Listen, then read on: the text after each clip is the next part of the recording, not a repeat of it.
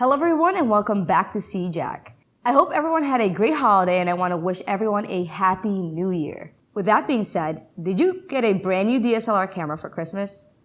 If you're watching this, chances are you probably did, as they are among one of the top selling items every holiday season. If you're a first-time DSLR user, then all those buttons and dials are probably a little overwhelming. I'm going to show you how to get started with some DSLR basics to help you understand your gear a little better. Let's get started.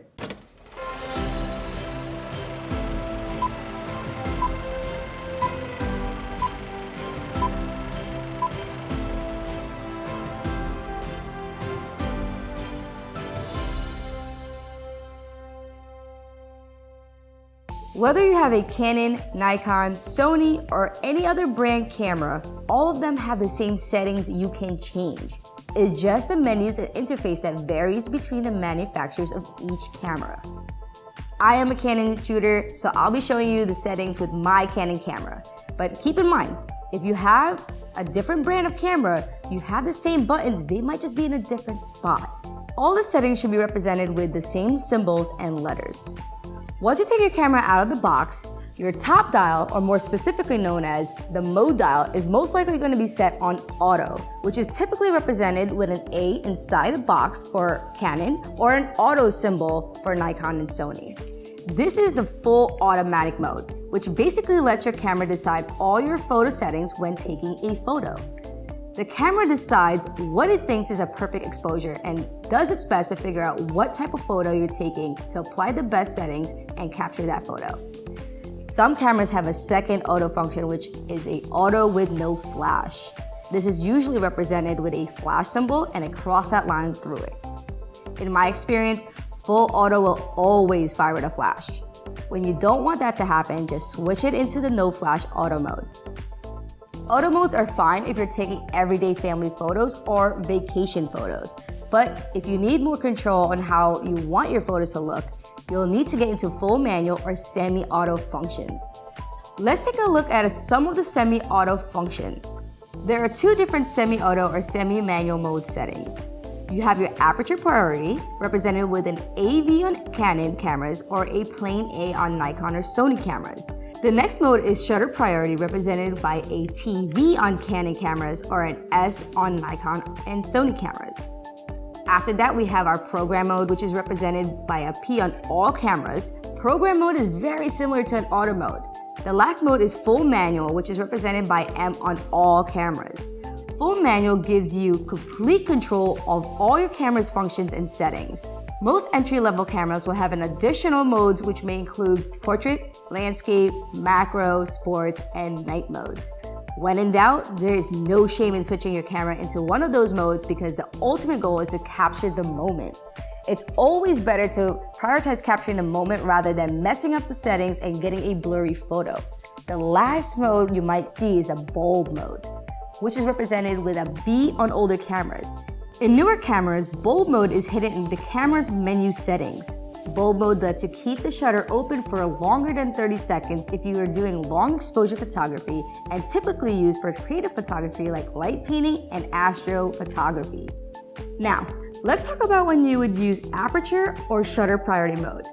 When you switch your camera into aperture priority, your shutter dial now controls the aperture of your lens.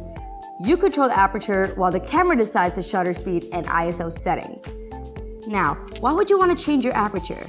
You may have a certain look you're trying to go for and want to keep all your photos consistent, or you're in a dark setting and you need to let more light into the camera. If you have a portrait lens with a low f-stop, such as the ever so popular 50mm 1.8, or what I like to call it, the Plastic Fantastic, you can get the nice soft blurred out background people love. Pay attention to the background behind me. The lower the f-stop, the more blown out the background will be. The higher the f-stop, the more the background will be in focus. Think of your aperture as the iris in your eyes. The wider it's open, the more light is coming in. The smaller the aperture, the less light coming into the sensor of your camera.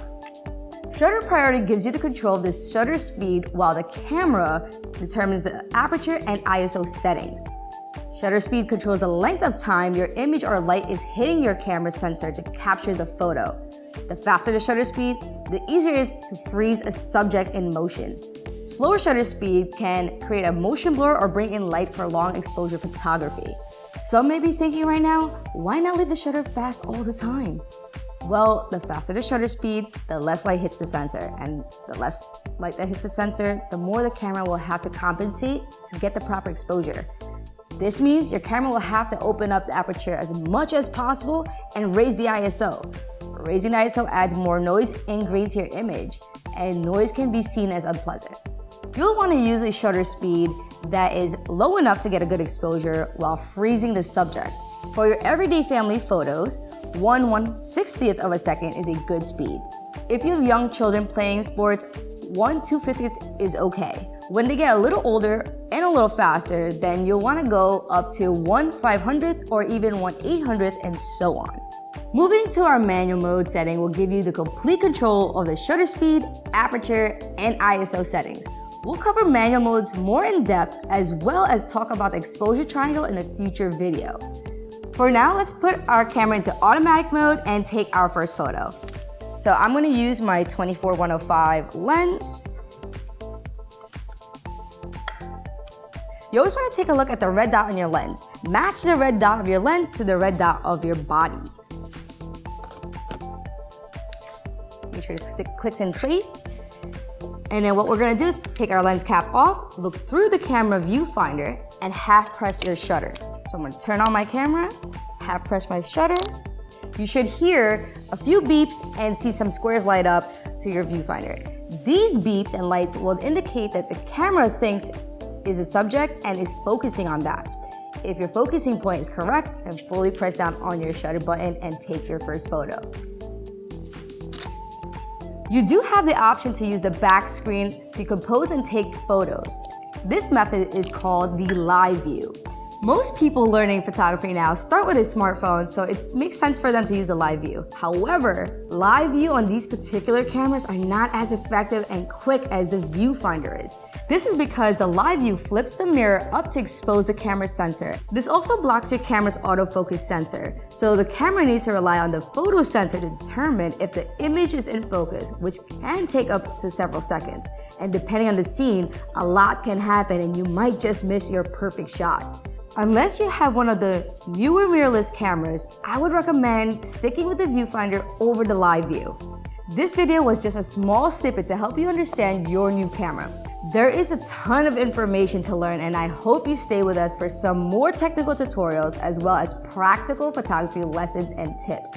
Once we get through this pandemic, we will be hosting plenty of in-person workshops here and outdoors that cover everything from professional headshots, flash photography, astrophotography, real estate, filmmaking, and so much more.